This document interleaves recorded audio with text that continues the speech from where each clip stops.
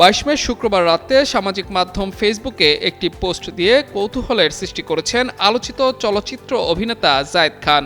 এদিন সামাজিক মাধ্যমে একটি পোস্টার শেয়ার করেন অভিনেতা, যেখানে দেখা যায় তার কাঁধে হাত রেখে দাঁড়িয়ে আছেন নিউ ইয়র্কের মেয়র জোহরান মামদানি। পোস্টারটি শেয়ার করে জায়েদ খান লিখেছেন, আসলে কি হচ্ছে এটা? মেয়র জোহরান মামদানি আমার কাঁধে হাত রাখছে, চমৎকার।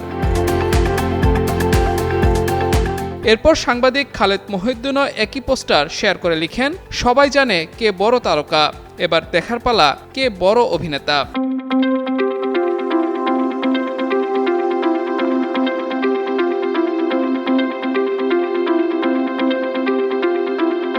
সেই পোস্ট ঘিরে শুরু হয় নানা জল্পনা কল্পনা।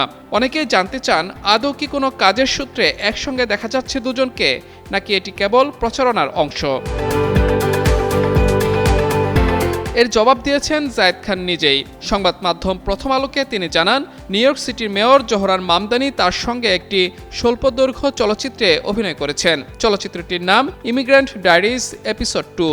চলচ্চিত্রটি মূলত প্রবাসী বাংলাদেশিদের জীবন ও অভিজ্ঞতা নিয়ে নির্মিত। এই সিরিজের প্রথম পর্ব গত মার্চে মুক্তি পায়। দ্বিতীয় পর্ব মুক্তি পাবে আগামী 27 মে বাংলাদেশ সময় রাত 9টায় একটি ইউটিউব চ্যানেলে। প্রথম আলোকে জায়েদ খান আরও জানান, মামদানির সঙ্গে কাজ করতে পারা শুধু তার ব্যক্তিগত গর্ব নয়, বরং তিনি মনে করেন এটি বাংলাদেশের লাল সবুজ পতাকারও গর্ব। একই সঙ্গে মেয়রকে প্রকল্পটিতে যুক্ত করার পেছনের গল্প জানিয়েছেন অভিনেতা। 2008 সালে ভালোবাসা ভালোবাসা সিনেমার মাধ্যমে রূপালী পর্দায় অভিষেক ঘটে জায়েদ খানের। অভিনয়ের পাশাপাশি তিনি বাংলাদেশ চলচ্চিত্র শিল্পী সমিতির সাধারণ সম্পাদক হিসেবেও দায়িত্ব পালন করেছেন। মাহমুদুর রহমান, যুগান্তর নিউজ।